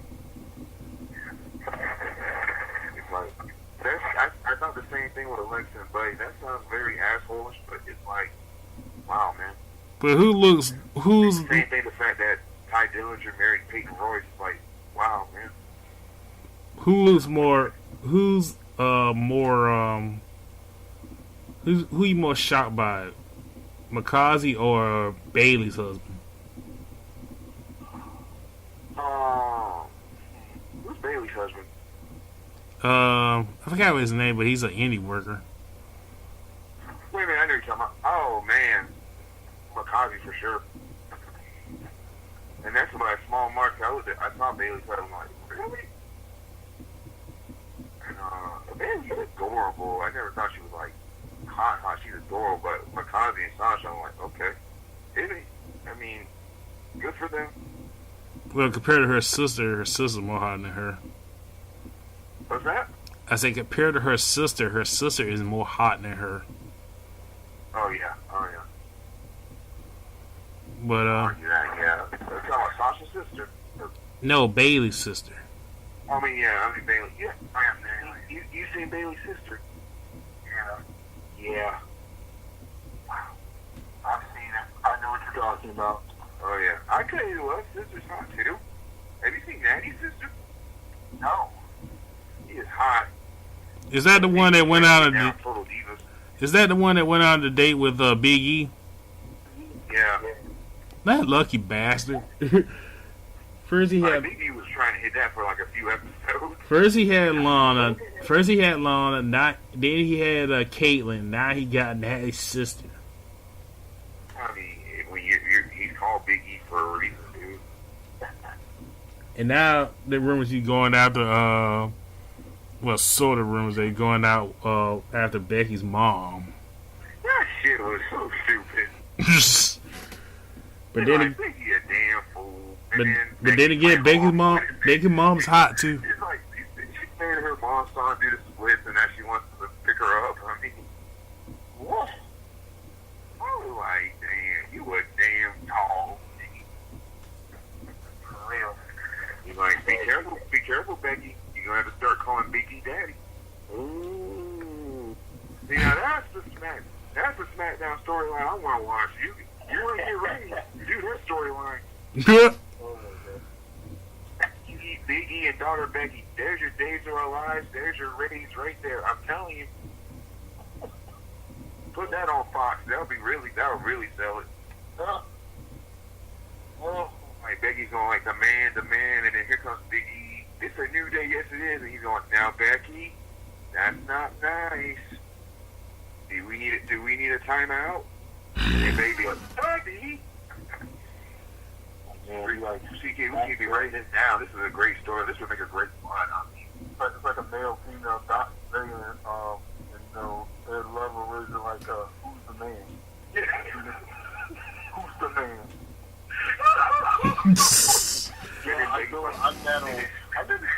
And then Becky's like, Ma! It's like, listen to your father, Becky. Yeah, I'm Ed Lover and Dr. Dre, old. I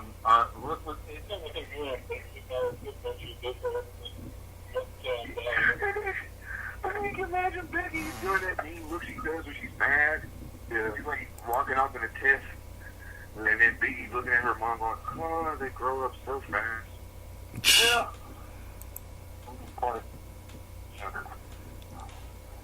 We're sorry, audience. We know we're supposed to be talking about money and banking. This would make a great storyline. Yeah. On to the next match, last match. Men's Money in the Bank ladder match.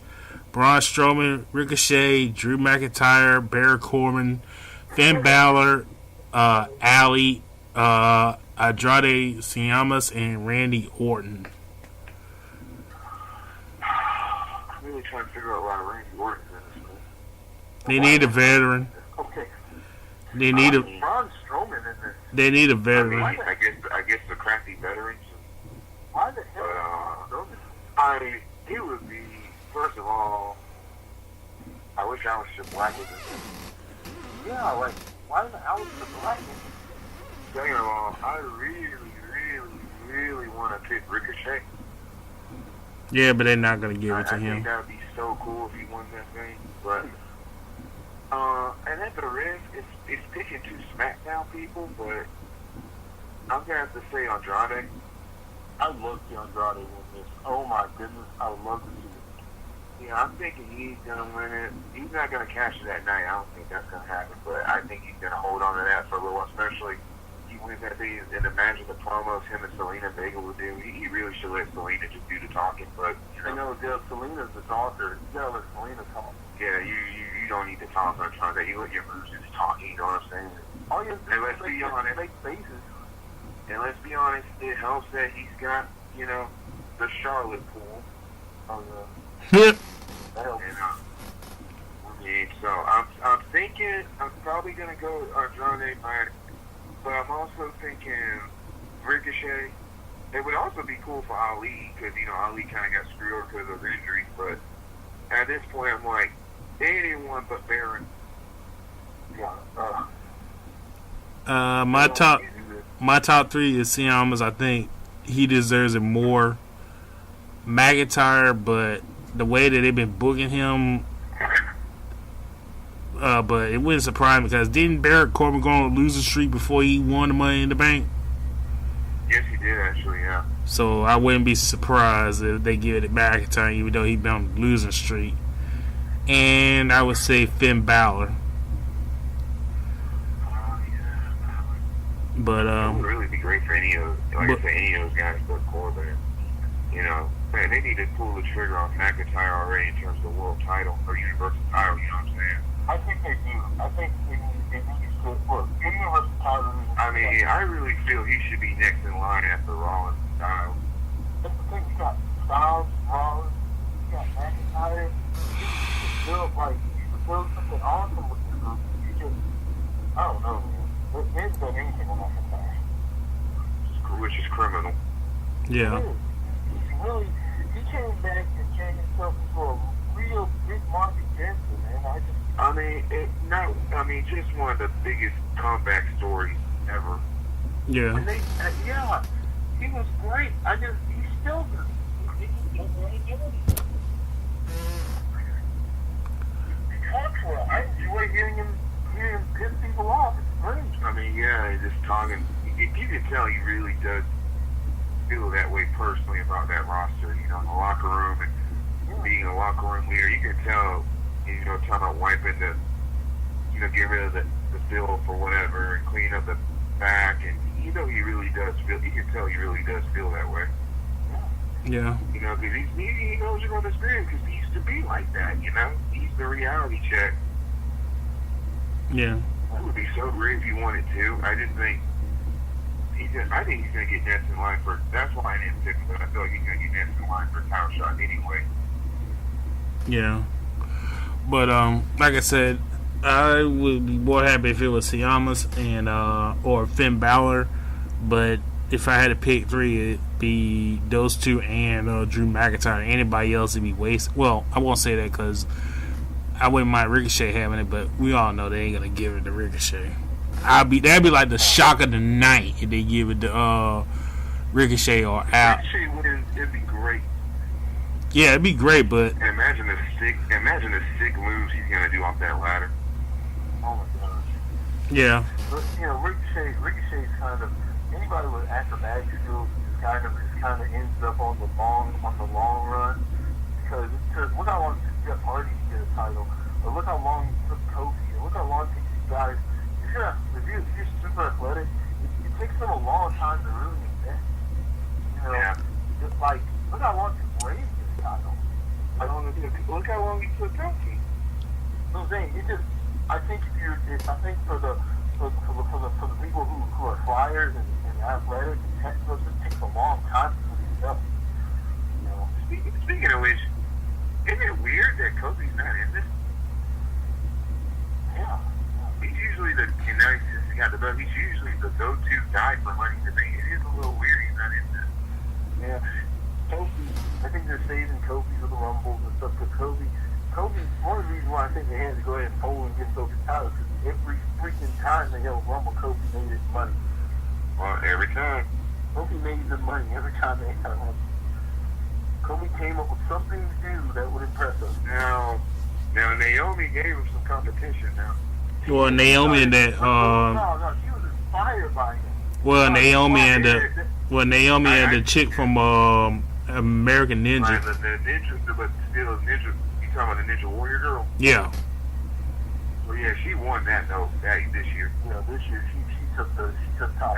That was straight gangster. That was awesome. That's how you avoid getting eliminated. I mean, that was genius. I can't wait for it to be going up. Just like I said, man, everybody comes up with a man, it's finally made it. It's like Ricochet married this girl already. They ought to give. I just feel like they ought to give out like an award for the best survivor. But they don't have to give it out every year. But just for a spectacular moment like that, they should give out an award just for a spectacular moment like that. And give Kofi a lifetime achievement version of that. Yeah, they should give I think they should call it something to do with like the top stage or something. Something they should name it something good. But don't they do that for the Slammiversaries? That they give out for survival. Don't they do that for the Slammiversaries? I think they do. You mean the Slammy Awards? Like they should give out like a medal that just like the survivors medal. Speaking of which, when are they going to do that again? That probably won't be to the end of the year, dude. Do that every once in like. I always liked the Slammies. I did. I always do the Slammies like once every 4 years, I think. Dude, I saw. Slammies are always fun. Dude, I saw this old one where they had Triple H. It was during the swimsuit competition for the old one, and it had Triple H come out after Sonny came out and hurt, and he was pretty much saying that China wasn't going to do it, and he pretty much burned Sonny, pretty much saying that we all know the one thing she's good at, you can't show on TV, and I got one of my best friends told me she's not that good at it either. Oh, sunny days. Anywho, oh, wow. All right, let's get to. Is he get picked? I pray. You know, it's gonna be. I want Ricochet, but It's gonna be who? He's thinking. This is a lot of work. STV. It needs to be Andrade. Please Andrade. I'll be mad as hell if Corbin wins this fucking thing. No, not anybody, of course. Then they definitely kill the Raw brand. Then they would definitely kill the Raw brand. Anybody but Corbin. Anybody but Corbin or so. Anybody else. Well. Anybody but Corbin or so. Agreed. Alright, guys, let's get to it. Avengers Endgame. Holy shit, this was awesome. Wait. One quick question before we get to that.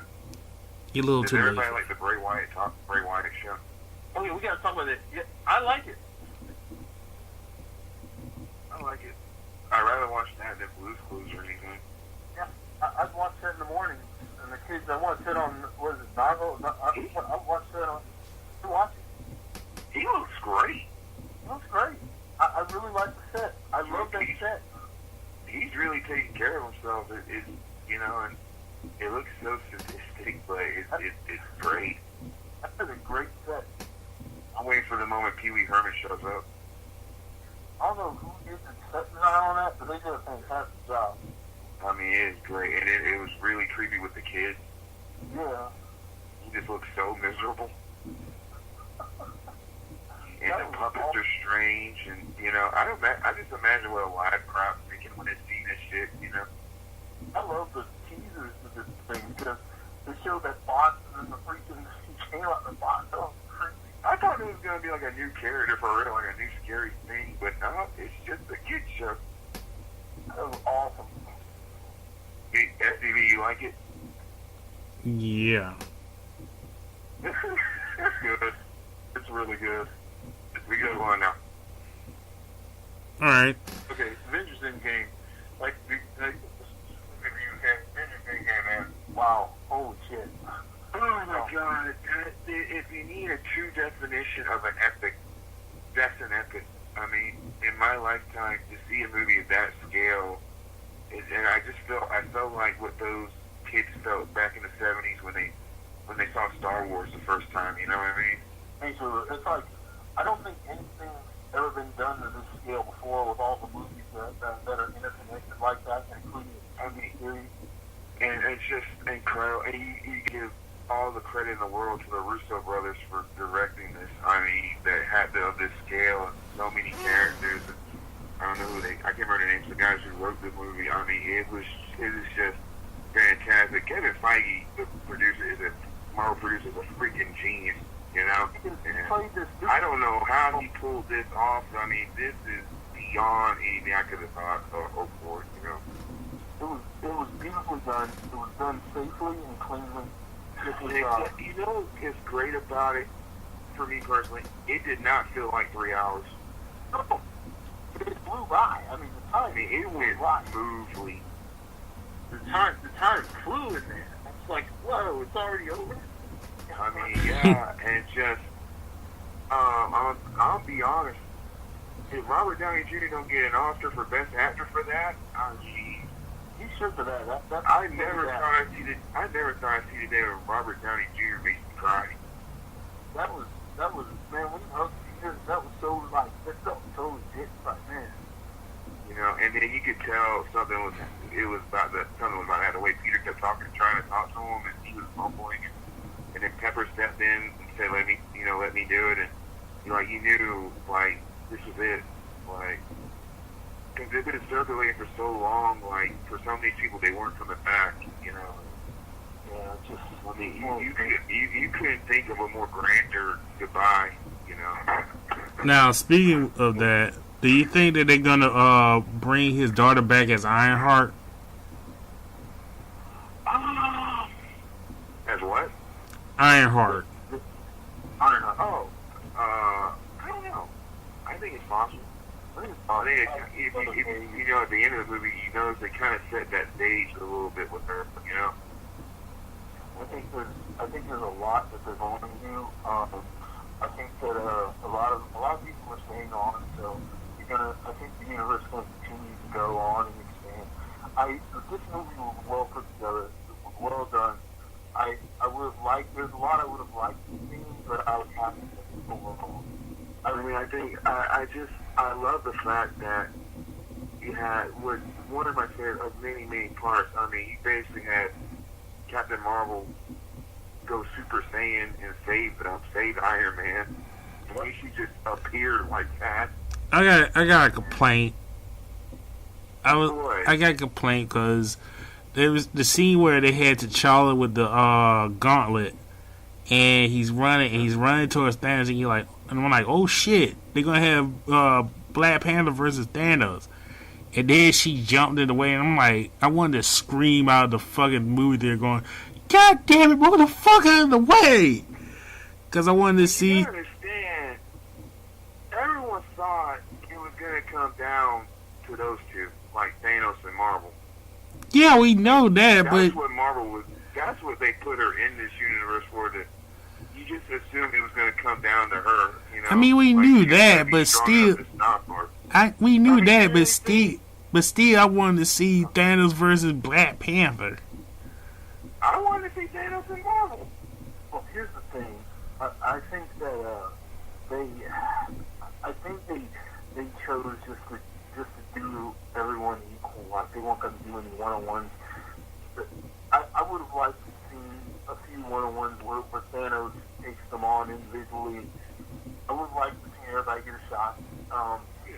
But give it a try. But Thanos, I think they did at least credibly show him even in base form able to hold off everybody, which is what I liked. The fact that he was they showed how strong he was supposed to be. No matter what. Oh, go ahead. Okay. No, I was gonna say, and I just love the fact that she saved Tony like that, and just how her whole vibe. She was never a damsel. It was so nice to see that. It was. She said straight up right off the bat she was gonna go kill Thanos like that. I mean, like no plan, no. She said, "I'm gonna go kill Thanos," and you believed it. You thought she was really gonna go do that. Yeah. My only regret with this movie, the only thing I was kind of sad that I didn't see is I would have loved to see at least a few of the Agents of S.H.I.E.L.D. characters somewhat, even if no. I would have. Well, I agree, but it would have been so great to see the Defenders up in there. Yeah, I would have liked, but I mean, just Defenders, Ghost Rider. I mean, really everybody. I would have loved to see everyone in there. Just for, if not before a few seconds on screen, I would love to see all the major characters in there. Yeah, I would have loved to have seen. It probably would have not been enough time, but a Fantastic Four symbol somewhere. Yeah, I would have liked to see a lot of that. I'm just, there was a lot I would like to see. I would like to see the limit of the fact that the gospel was being used like that. Like, I would have liked to see just like some involvement from Celestials. And something just to make, because this is a huge cosmic artifact. I would have liked to see, this is a huge cosmic artifact. I would have liked to see, Yeah, I get what you're saying, though. It would have been nice if Black Panther got to do more, Yeah, and what's her name? What's her name? Michonne? What's her name? Okoye? Something like that. I would have been nice to see all of them got to do more, and also kind of Spider-Man, and it was a big movie, and they all had to be staged for that grand scale moment, and then I think another thing. I mean, can we just talk about how truly funny Chris Hemsworth is?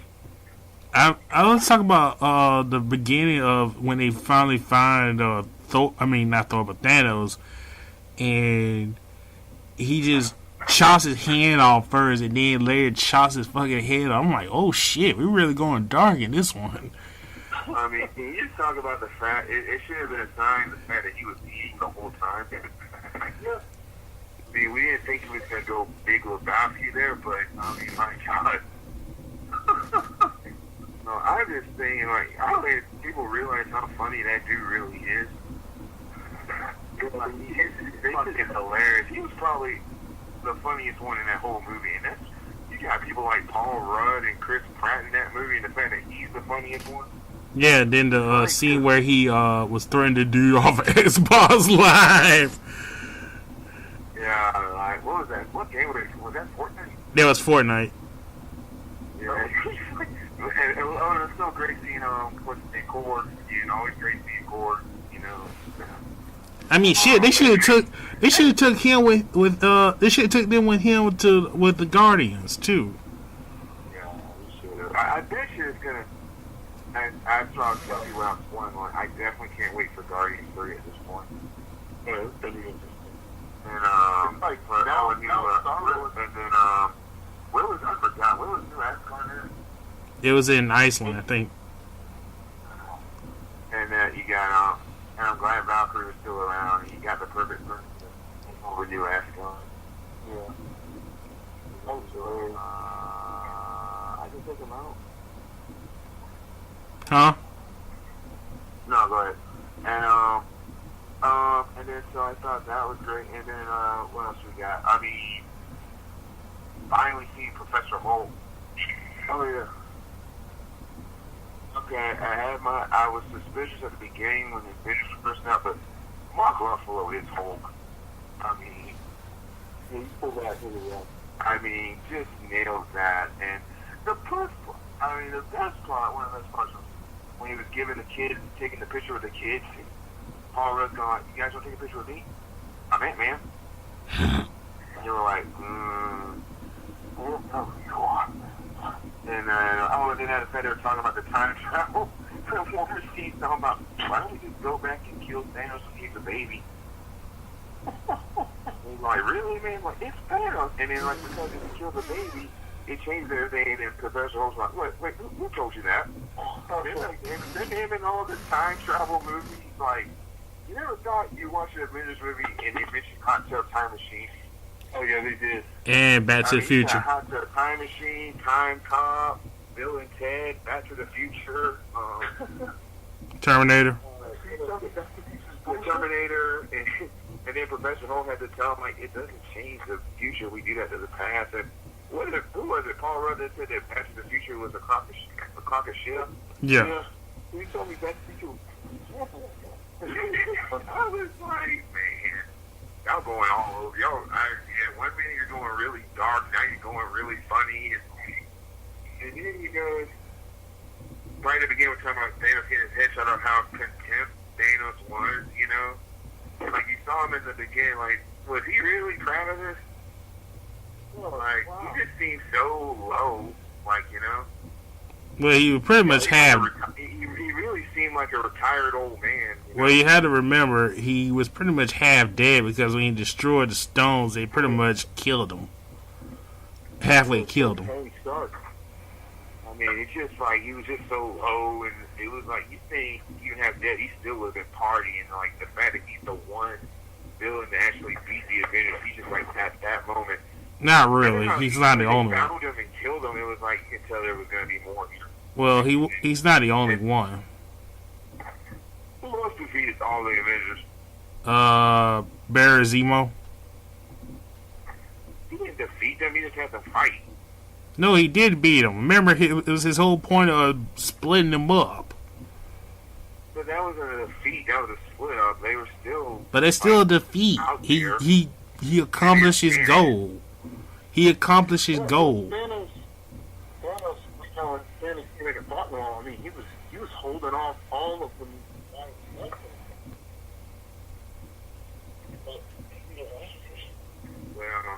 Well, but fair enough. And but that I was like going. But that was the secret weapon. It's like every time you talked about that movie, it felt like a spoiler. But that was the secret weapon in Endgame. Time travel. Oh, and talk about.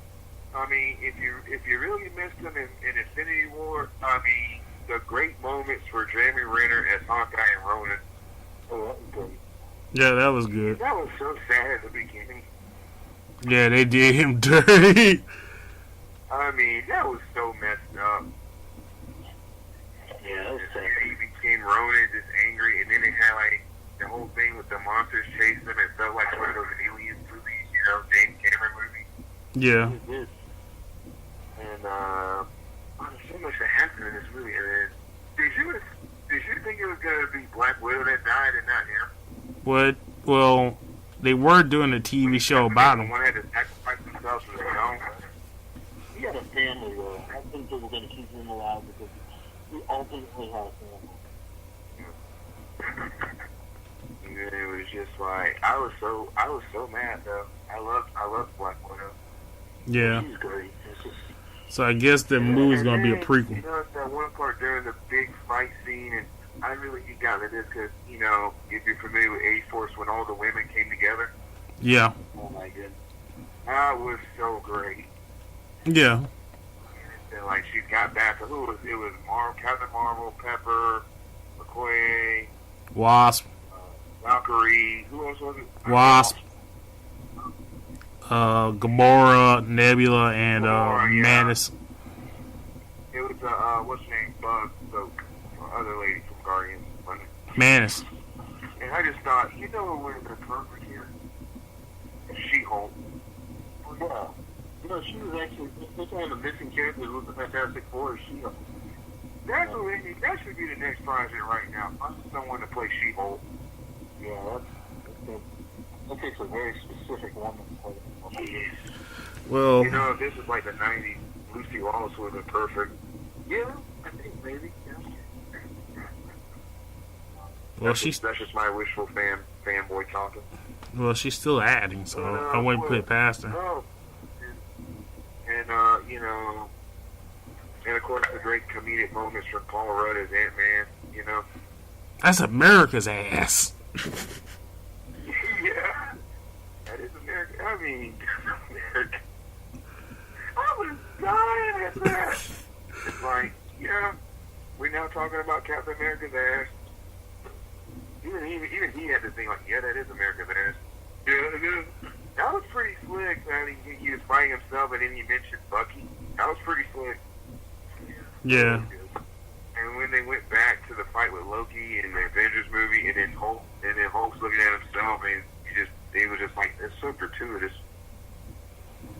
Yeah. With all the instruction, and I think that kind of hints that Loki's getting his own show on Disney Plus. He is. So yeah, they did say he's getting his own show. He's getting a show. He's getting a show. Not Hawkeye, but yeah, Hawkeye, Falcon, and Winter Soldier, and Scarlet Witch and Vision. Yeah, that's just getting their own shows. And then, were you fine with the fact that he chose Falcon? Well, I thought they were going to give it to Bucky, but I like that they pretty much explain it, because all the bad things that Bucky did, he couldn't be Captain America. So I'm alright with Falcon being it. It's just, you know, is it going to really work? Is people really going to accept it? Because, I mean, look at all the crap with people talking about Superman should be black and all that. It's just it's a black girl playing Starfire in the Titan show. I think, you know, it's also just the fact that social conditioning. We've been conditioned to accept that the main American hero should be a white man. I think we've all been kind of conditioned to think that, you know. But I think there's an opportunity, though. If anybody watched the entire series of Marvel movies, they'll see that Falcon really is the guy who's supposed to get the mantle, because if you watch that first Captain America movie and the way they met and the way he kind of, you know, kept saying on your right, you know, and they became, it was a real special moment. I mean, the fact they made him Winter Soldier, wasn't it? That's the thing. No, they made him Winter Soldier, but it was important. It was a very well put together build to his character. It was a really good introduction to the character, and it showed that, you know, he looked up to Captain America, and he was a long friend, you know what I mean? But he believed in Captain America. You know what I'm saying? He truly believed in Captain America. And, you know, if they write it correctly, he can get over as Captain America if they write it correctly. But there is the issue, like, yeah, I mean, he has the shield and everything, but it just depends on how they choose to have him wield it. You know? Yeah. Like, he doesn't have the serum, but, you know, if he doesn't have the serum, how can he lead the team effectively? You know? It's going to be interesting. I was happy with the choice. I think it's going to be quite the concept we're going to do, and how's it going to revolve around the show with Winter Soldier, and, you know, is he going to be up to the challenge? I mean, there's so many ways that they can go with this. And again, it's just a great send-off for Chris Evans, you know. I mean, arguably the two marquee players for the Marvel Cinematic Universe, both getting great send-offs. I'm so happy he got to do with Peggy, and, you know, and Paige. And, you know, that was his soulmate, you know, Peggy. So I'm glad he got to be with her. And it was just a nice ending. I love how that ended with the 50s music, and he was happy they were together, you know. So it was what he did. I love the fact after Tony did it, and Thanos, he didn't yell, he didn't cry. He truly accepted defeat, you know. Yeah, it wasn't something embarrassing. You know? Yeah, you know, he just kneeled down and took it, and then, you know, he disintegrated. You know, there was no complaining, there was no anger Like saying, a Roman. get you, huh? It was kind of like a Roman thing. Yeah, like, you know, he just took it, and, you know, just went on, and, you know what I mean? And that was pretty slick with Nebula, how he found that out, that he died, you know, how they all went forward in time, you know? Yeah. And then he had, like, it was great seeing Gamora again, and even though it was that Gamora, and, you know, and it's, God, there's so much in that movie, trying to remember all this shit. Captain America wielding Thor's hammer. Start from scratch with what's that? Captain America wielding Thor's hammer. Yeah, and now he's like, could you believe that? Do you really think he had to choose between Peter or Groot? Can you imagine? That's rough. And that happened, and then wow. Thor. I did love the Stan Lee appearance. You know, I was mad at the Stan Lee appearance. Everybody in the theater cheered when I was in there. Huh? Everyone in the theater like cheered loudly when they saw it. Yeah, I loved it, and it was not some kind of tribute. It was just Stan Lee being Stan Lee. You know. You know, driving that car, going off. That's how you do a tribute. Yeah. Yeah. I still one of my favorite ones is still from Captain Marvel when he's sitting there reading the Mallrats script. So that was great. That was great. And oh, what else? God. And then I didn't see that coming. It was gonna be 5 years later. You know. Yeah. Oh, yeah. I mean, and then everyone got new hairdos. Captain Marvel finally got the short haircut. Let's see, and then they were kind of hinting at that maybe in the future War Machine and Captain Marvel were going to hook up. Yeah, it'd be kind of funny since that interview. That interview that she had with Chris Hemsworth and Don Cheadle, and they were like making fun of her and shit. Oh yeah. And she got mad at Chris Hemsworth saying that she was like Tom Cruise because she did her own stunts. She's like, no, I'm the first Brie Larson. Wow. It's like, okay, you're rolling. I like how they playing it down. From one minute they're saying she's gonna go with War Machine. Now they're saying she may go with Valkyrie. It's like, now they're gonna be like, you know. I mean, either way, I think she just needs to get laid, so, you know. But that's a lot of power, though, for me. Anywho. But, yeah. we've got, yeah, go ahead. we've got, Captain America wielding, Thor's hammer. Yes! And then I love the fact that shocked the hell out of me. And I love the fact that Thor said, I knew it. That was a good fight scene between him, Iron Man, Captain America, and Thor.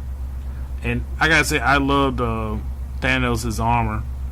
And shout out to well done. Oh yeah. And shout out to Steven Miles. Steven, I saw he got the action figure with Thanos and his whole armor. Looks awesome. Okay. Nice. That was cool, man, and that was so freaking cool.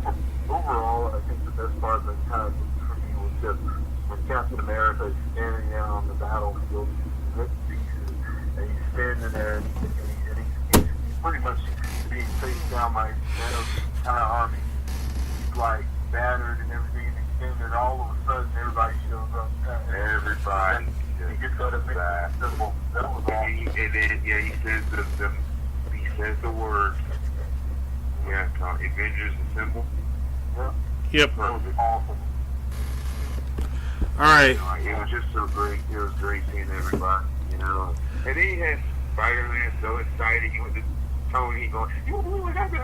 I was a slave. And, you know, you gotta remember he's still a teenager, you know what I'm saying? Yeah, you would think by now he would learn from Falcon to keep his mouth shut. Yeah, he won't. And then Spider-Man's charm. He's a smart ass who won't shut up, you know. And then Valkyrie throwing him like he was nothing.